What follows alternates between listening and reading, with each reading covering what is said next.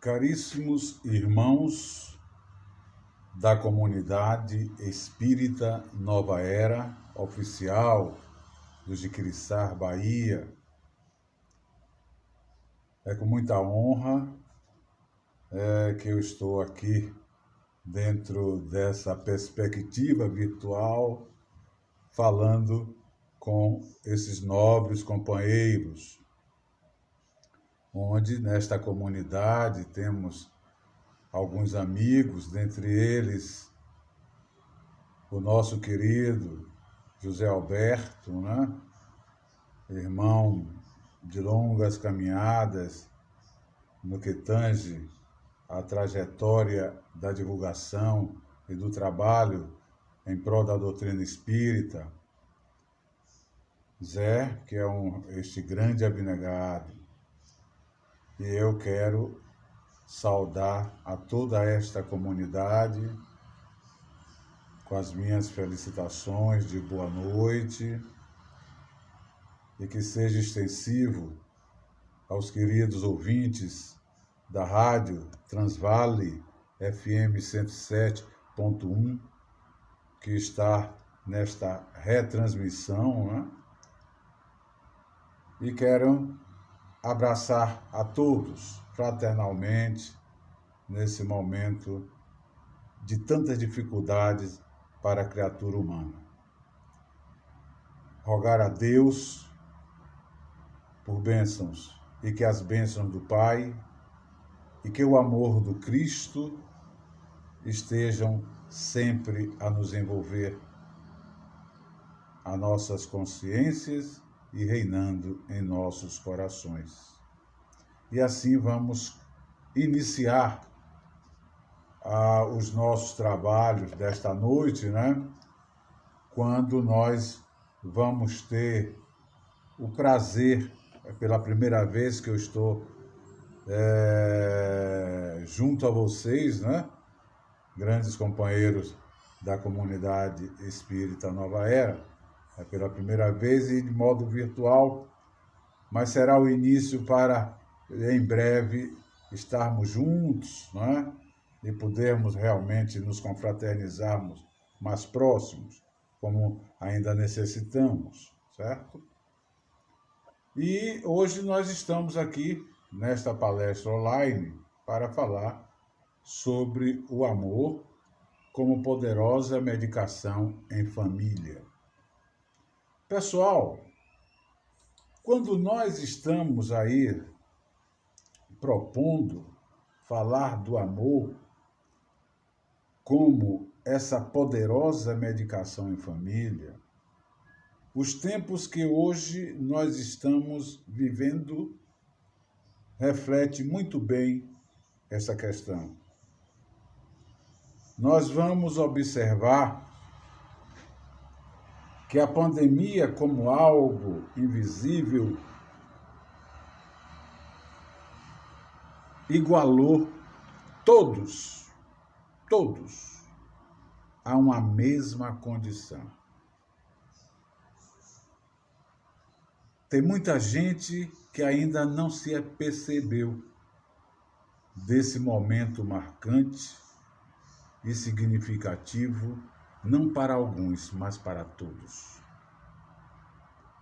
Vamos observar o que é que a pandemia nos trouxe. É tão significativo que nós nunca vimos, no contexto da história humana, qualquer mecanismo mais imediato para se desenvolver soluções, como nós estamos vendo agora em relação à vacina. Nunca se desenvolveu projetos para a vacina com tanta rapidez como estão sendo desenvolvidas. É óbvio que deverão passar pelos trâmites legais, técnicos e científicos para poder serem validados. Mas o que é que nós estamos observando? é de que tem sido assim, olha, muito veemente. Por quê? Porque a pandemia não envolve situações localizadas, mas envolve o mundo. Atinge indistintamente a todos. Não importa a raça, credo nem nacionalidade, nem condição social. Não importa quem quer que seja, do mais simples ao mais potentoso, está sendo tocado diretamente, todos nós, por este elemento invisível, potentoso. E aí é onde nós vamos ver vários momentos desta situação da vida humana. E um dos momentos marcantes é que a pandemia compeliu a todos buscar o quê? A unidade familiar como a única alternativa possível de conter a transmissibilidade. Porque na falta da medicação específica, na falta da vacina adequada, o único meio compatível e viável é se fazer a prevenção de se evitar os contatos. A letalidade desta doença parece imensa, ocorre, é grave, é séria, mas o seu grande problema é a transmissibilidade. E para poder se fazer uma contenção adequada dessa transmissibilidade, qual é o caminho? Qual é o caminho? Aquilo que muita gente não gostava de fazer. Aquilo que muita gente estava fugindo de enfrentar. E o que é aquilo que muitos não gostavam de fazer, não gostavam de enfrentar? A unidade familiar. Está provado? O isolamento social consiste em quê? Em se recolher à unidade familiar adequadamente, para que se possa diminuir a transmissibilidade da doença. E é onde nós vamos ver, quando assim adotamos tais medidas, nós estamos desenvolvendo, querendo ou não, a ação de preservar a si e preservar o outro. Porque mesmo o egoísta que não queira preservar o seu irmão, ele está sendo ameaçado. E na hora que ele se recolhe, ele está se preservando, mas ele está indiretamente preservando o seu semelhante. Por quê? Porque ele pode ser um assintomático e está disseminando o vírus por aí afora, mas ele não sabe que é assintomático, ele receia, ele tem medo e ele se recolhe. Quando ele se recolhe, ele preserva outros de serem contaminados por ele. E onde é que isso está ocorrendo? O recolhimento social que envolve o seio familiar. Nós já paramos para perceber o significado dessa pandemia no que tange ao recolhimento da família? Através do recolhimento da família, nunca se falou tanto em Deus. Vocês já observaram que muita gente que não tinha Deus em perspectiva alguma, agora é Deus, Deus, Deus. Vocês já observaram o número de lares que estão se reunindo para fazer momentos de meditação, momentos de prece em prol do mundo, em prol dos doentes, em prol dos que estão aflitos. Vocês já observaram isso?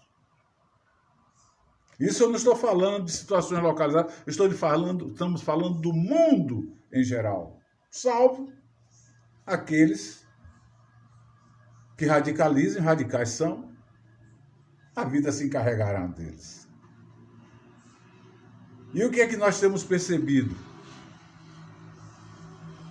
Que esta onda mental tem tomado, de modo com essa psicosfera, envolvendo a própria consistência do orbe, e muita coisa está começando a ser modificada veementemente.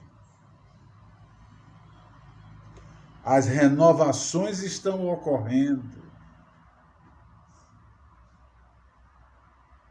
As criaturas estão se tocando. E tudo isso a partir de onde? Do seio familiar.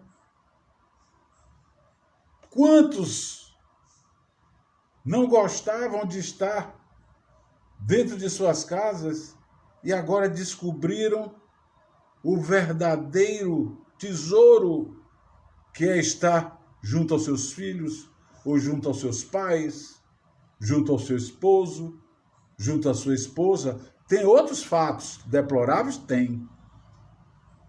Mas está sendo em um número bem menor. E a esses cabe todos nós passarmos o exemplo da dignidade, da solidariedade, do saber viver em comunidade. Então, pessoal, esse momento é marcante. E nós, quando nos determinamos a ter o sentimento de misericórdia, ou rogar por misericórdia para todos, nós estamos cultivando a grande semente do amor que existe dentro de cada um de nós, de modo intrínseco, como criaturas espirituais que somos. É onde nós precisamos entender as propostas que a doutrina espírita nos coloca. O espiritismo, diante da realidade que cerca a criatura humana, na condição de espírito imortal, com fundamentação nas consequências moralizadoras, vem chamar a atenção para a importância da observação sobre a individualidade a ser trabalhada e ser respeitada. Observem todos vocês. Esta é a proposta, a grande proposta, sempre foi a grande proposta da doutrina espírita. E agora, mais do que nunca, está veemente. Está isso acontecendo. A regeneração ocorrendo aos quatro cantos do mundo.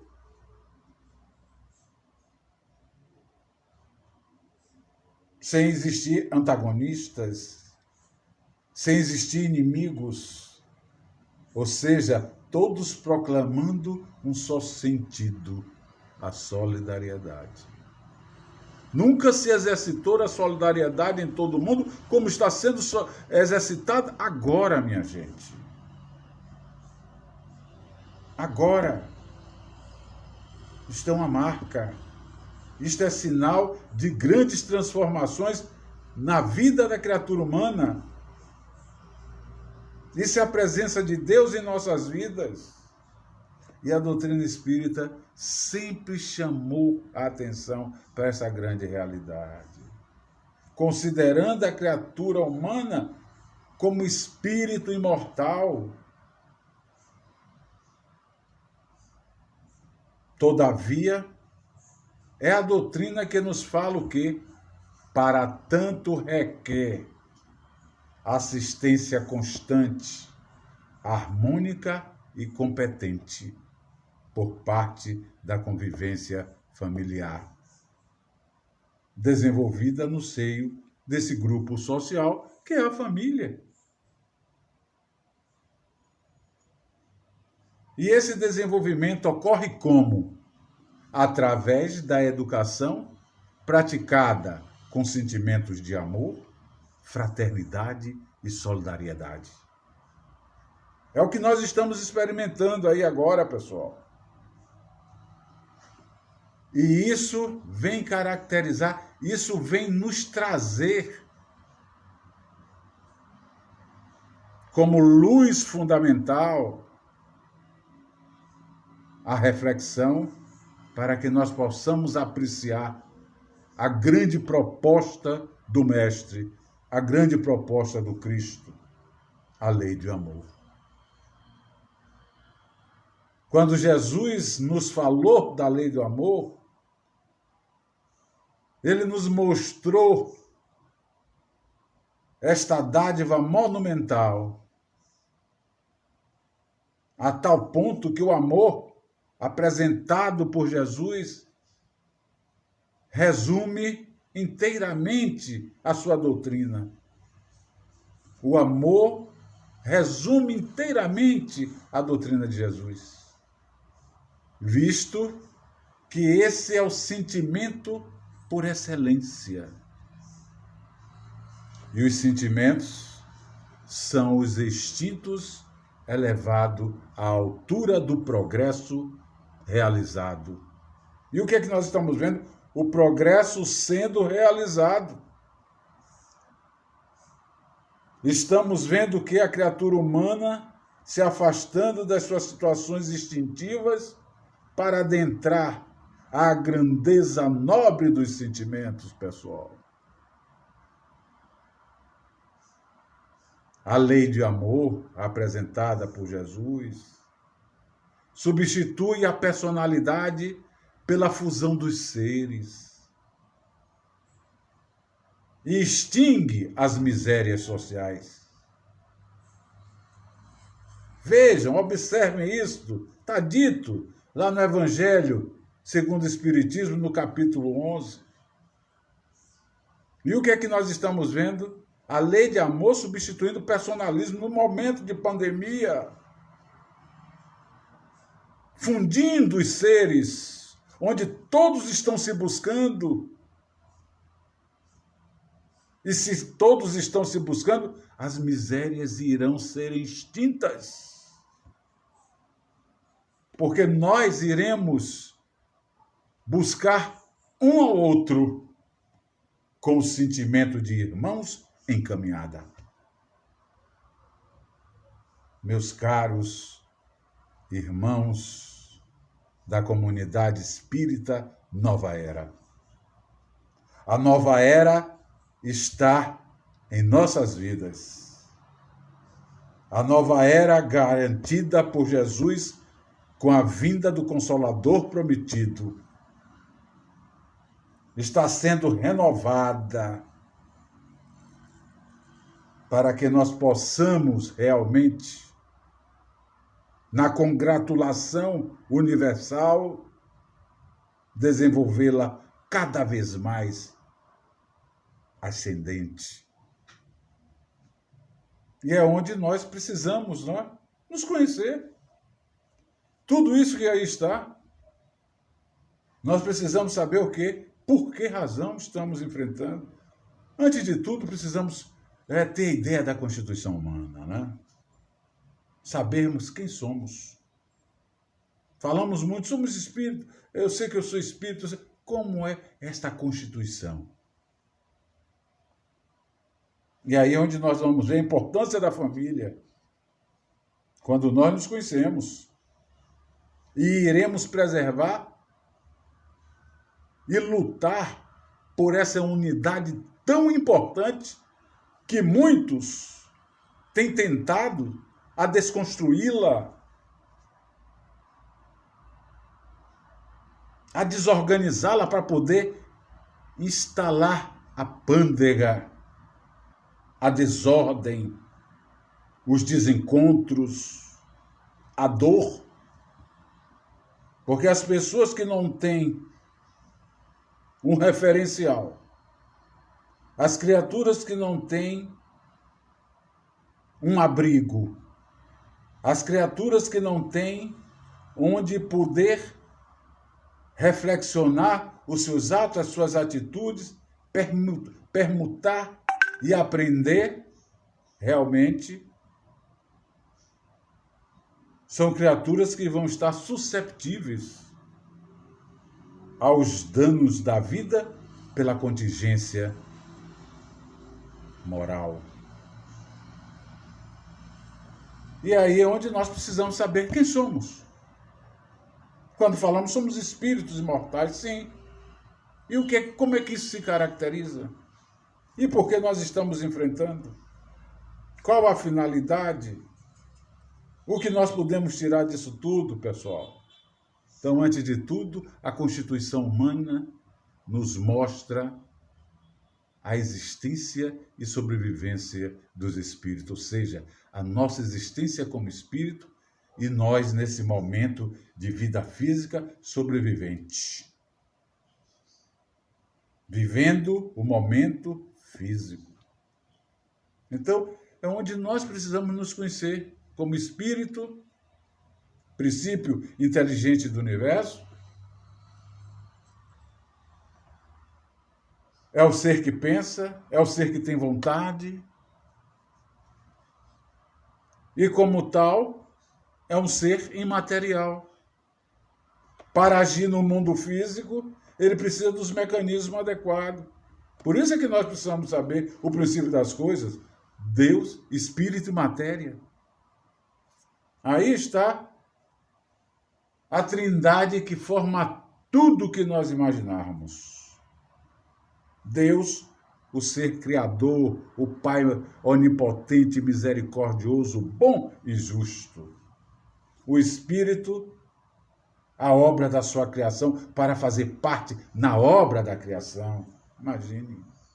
E a matéria, o mecanismo, o instrumento que permite ao Espírito utilizar o mundo corpóreo, o mundo físico, para ele poder progredir, para ele dar o seu contributo, para ele desenvolver as suas capacidades. Porque Deus nos cria espíritos simples e ignorantes. E é com as vivências, as nossas vidas que vamos ter, pela imortalidade da alma, é que vamos assimilando, é que vamos captando, é que vamos experimentando as pandemias para nos despojarmos das mazelas que adere tanto ao ato pandêmico. E como espíritos imortais, o princípio inteligente do universo.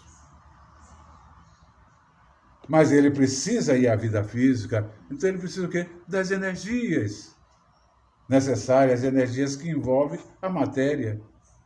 E a energia que se aproxima da natureza do espírito como um ser imaterial é a energia que ele, quando recebe os atributos para a existência física, ele elabora a sua individualidade, né? Que é o perispírito, com a sua capacidade intelectiva. Do orbe que ele vai habitar, ele tira ali, olha, a sua porção e elabora o seu corpo perispiritual. E ele passa a ser princípio inteligente, devidamente individualizado. É quando o espírito recebe os atributos de Deus, o atributo da inteligência específica, o atributo do livre-arbítrio, o atributo de poder chegar à vida física e dar continuidade ao aprendizado entre erros e acertos e se aperfeiçoando. E o espírito, quando ele adquire então essa individualidade, ele passa a ser espírito, princípio inteligente do universo, devidamente individualizado, pronto para chegar ao mundo físico através de um corpo físico. Então ele passa a ser espírito, perispírito e corpo físico quando chega à vida física. E a vida física, ele vai chegar através do quê? Da sua primeira existência no mundo físico. E quando isso ocorre, para cada um de nós, pergunta-se ao mundo espiritual, eles dizem assim, é meramente quimérico. Então, significa dizer que nós somos o quê? Criaturas milenares. Mas ocorreu a primeira encarnação. Foi o primeiro ponto de partida para nós chegarmos ao mundo físico. A esse ou a outros. Correto? Conforme o nosso estado de criação. O nosso estado primitivista. Né? Compatíveis com os mundos correspondentes ao nosso estado de evolução. Então, o primeiro momento da existência física é a encarnação. Depois, o espírito vai encarnar, vai viver, vai morrer, e esse processo de ir ao mundo espiritual e vir ao mundo físico chama-se o quê? Reencarnação. Então, a encarnação e reencarnação dos espíritos tem uma finalidade. E Deus impõe com o fim de levar o espírito à perfeição. Por quê? Porque ele criou o espírito simples e ignorante. Simples de experiência, ignorante de conhecimento. Mas ele dá o quê? Os atributos da inteligência, os atributos do livre-arbítrio, para o espírito saber utilizar quando da existência física. Por isso que nós, como espírito, progredimos muito mais vivendo a vida física do que no mundo espiritual. O mérito está aqui. Porque progredimos muito mais, porque vamos nos comprometer e vamos aprender a corrigir. Tem muitos que chamam que é sofrimento, mas eu nunca gosto desse termo sofrimento. Eu digo que é reeducação. Porque Deus não vai dar sofrimento a filho algum. Do que nós enfrentamos de tropeços, de desencontros, são pelas nossas práticas, pessoal. Deus não quer filho algum sofredor. Esse tipo de sofrimento, entre aspas, são as parcelas de necessidade do nosso ajuste com a nossa educação. Isso é que nós precisamos ver. Isso é muito importante. Então, Deus nos cria e nos impõe a vida física com o fim de levar cada um ao aperfeiçoamento. É sair da condição do átomo para o arcanjo. E como é que nós vamos fazer? Através das reencarnações. Nós estamos vivendo aí agora um momento marcante e que saibamos aproveitar esse momento. Um momento de reeducação fantástico. Um momento de depuração fantástico. Um momento de despojamento das nossas mazelas. E isso vai o quê? Nos facilitar a chegar a uma perfeição. E todos sofrem para chegar a essa perfeição as vicissitudes da existência corpórea. Muito natural. É a escola, é o aprendizado. E a reencarnação, ela tem ainda outra finalidade, que é de nos trazer, é de nos pôr como espírito em condições de enfrentar a nossa parte na obra da criação, ampliada por intermédio das várias existências que ocorrem através da reencarnação. Reencarnação não é sofrimento. Reencarnação não é punição. Reencarnação é reeducação e, consequentemente, felizes aqueles que souberem aproveitar suas reencarnações para avançar para Deus. Aí está a grandeza, pessoal. E aí nós perguntamos, e para reencarnar? Vamos nascer. E para nascer, Nós não somos produto de chocadeira, né, pessoal? Então, nós como espíritos, olha a importância dessa instituição que nós estamos abordando, que é a família.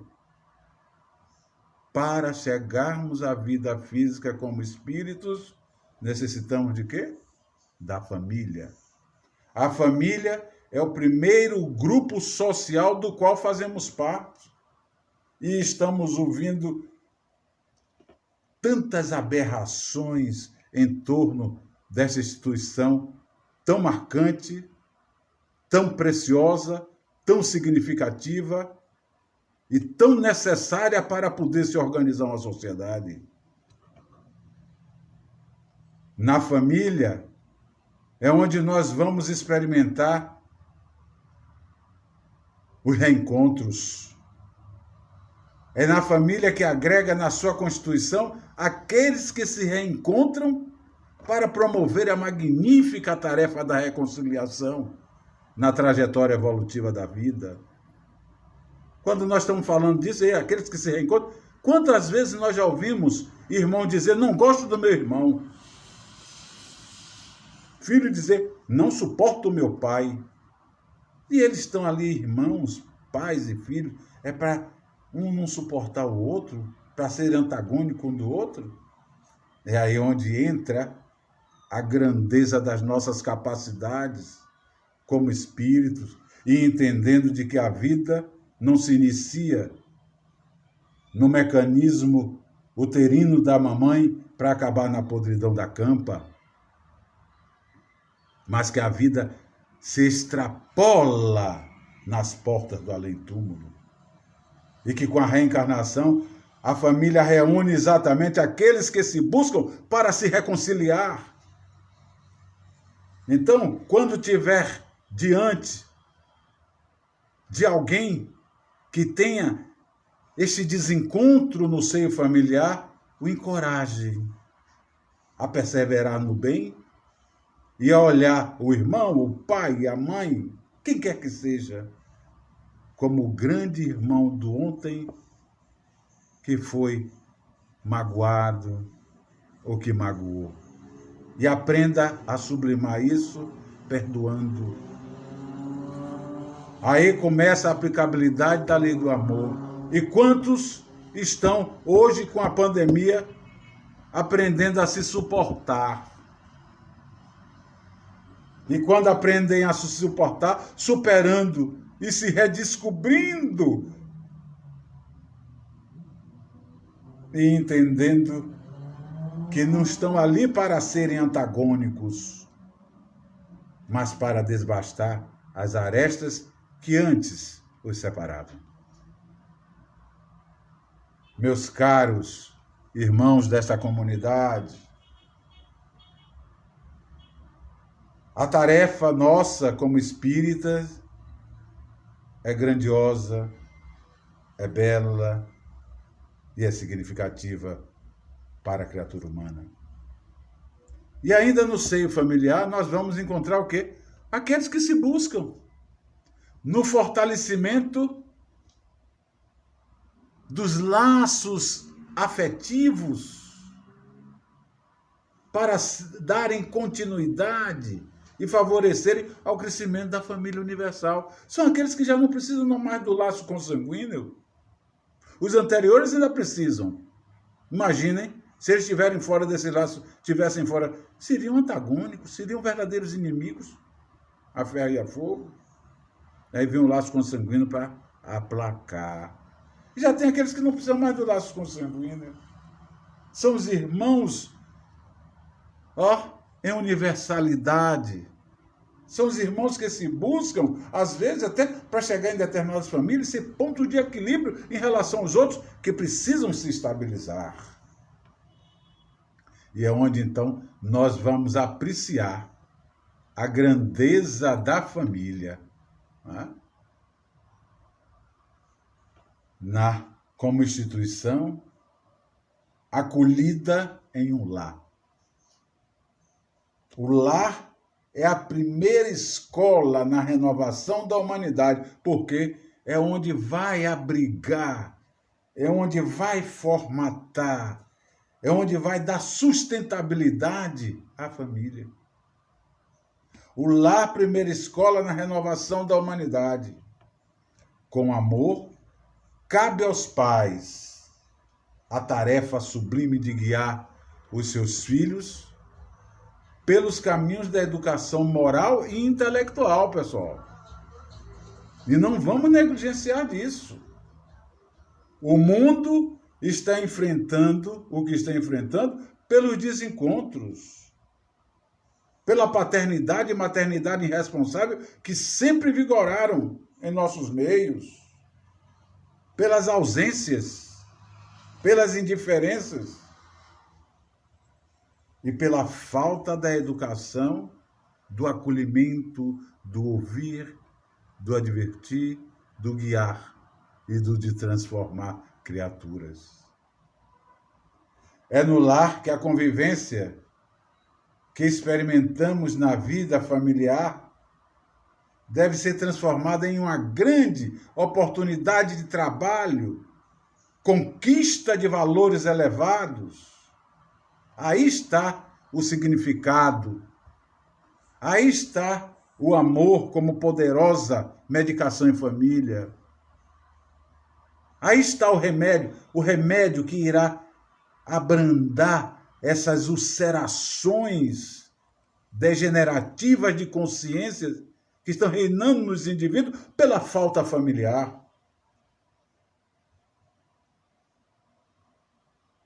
Porque quando nós sabemos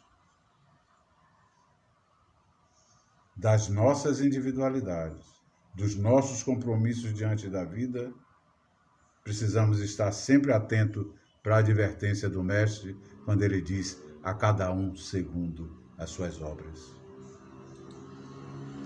E o lar, sendo essa primeira escola para o despertar da necessidade de amar. Olha que coisa marcante, pessoal. É no lar, e nós estamos vendo aí com esses momentos de pandemia, hein? Estamos o quê? Aprendendo a desenvolver no meio familiar, no abrigo do lar, desenvolver a tolerância, a paciência, a compreensão, entendimento, trabalho, hein? O trabalho passou a ser exercido dentro agora das nossas casas, né? O famoso teletrabalho, as atividades em home office. Olha só, o lar abrigando, hein? Todos nós, de um modo geral.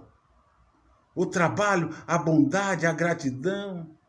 Estaremos sempre trabalhando no aperfeiçoamento de nós mesmos. Quando assim procedemos, é o que está acontecendo. Nós estamos começando a sentir este aperfeiçoamento. O aperfeiçoamento de nós mesmos, que passa por nossas famílias, que passa pela magnitude dos nossos lares e, consequentemente, pessoal, da nossa humanidade.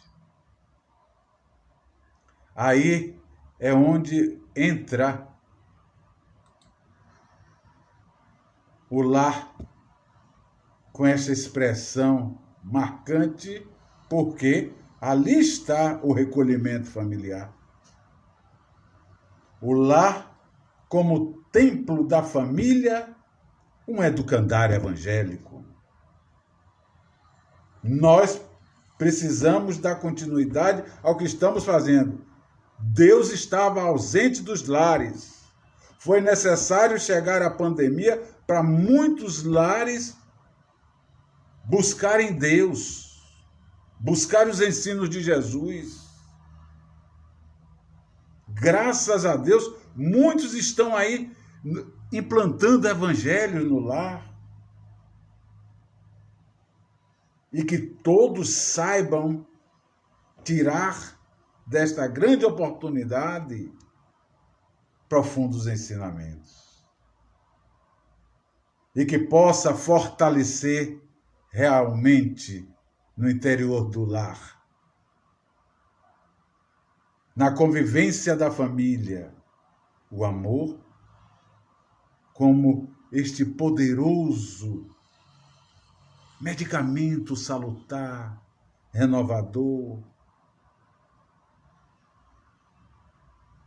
magnífico no contexto familiar.